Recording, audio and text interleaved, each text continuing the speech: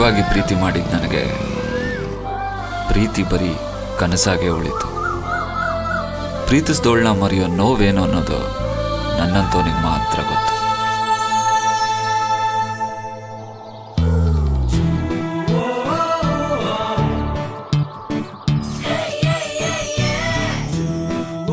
I love you, Sunny. I love you. I love you. I just love you. I just love you. I love you, Lenora.